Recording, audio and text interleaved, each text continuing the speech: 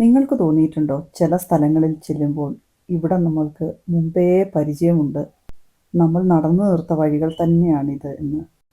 അതിൻ്റെ കൂടെ നമ്മളവിടെ ചെല്ലുമ്പോൾ നമ്മളെ കാത്തിരിക്കുന്ന ആൾക്കാരും അവിടുത്തെ ജീവികളുമെല്ലാം മുജ്ജന്മ പരിചയത്തിലെ പോലെ നമ്മളോട് പെരുമാറുകയും കൂടി ചെയ്താലോ?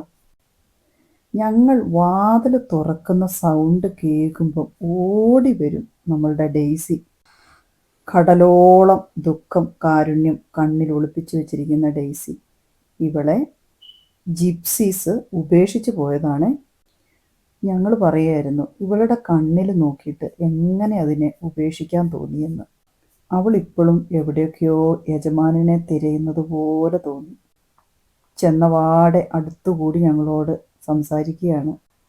നേരം വെളുത്ത് ഞങ്ങൾ വാതിൽ തുറക്കാൻ കാത്തിരിക്കും. ബോളെടുത്തുകൊണ്ട് വന്ന് ഫെച്ച് ചെയ്യുന്നു. എന്തോ ഞങ്ങൾക്കും ഡെയ്സിയോട് വല്ലാത്തൊരു സ്നേഹം. നോക്കിക്കേ, ഭക്ഷണം കൊടുക്കുന്നതിൻ്റെ ഇടയ്ക്ക് സാബുജി കൈയിട്ടിട്ട് പോലും ഒരു അഗ്രഷനും ഇല്ല അവൾക്ക്. ഞങ്ങളൊന്നും ചെയ്തിട്ടല്ല അവൾ ഞങ്ങളെ സ്നേഹിക്കുന്നത്.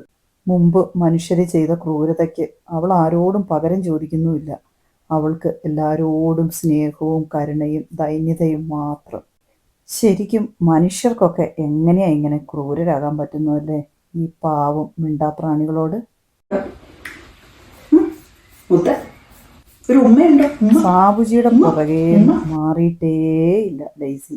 ഈ നടപ്പ് തന്നെ പോകുന്ന വഴിയിലെല്ലാം കൂടെ പോവുകയാണ്. ഇവരെ പോലെ സ്നേഹം എന്ന ഒരു വികാരത്തിൽ തന്നെ എല്ലാവർക്കും മുമ്പോട്ട് പോകാൻ പറ്റിയാൽ ലോകം എന്ത് സുന്ദരമാകുമല്ലേ.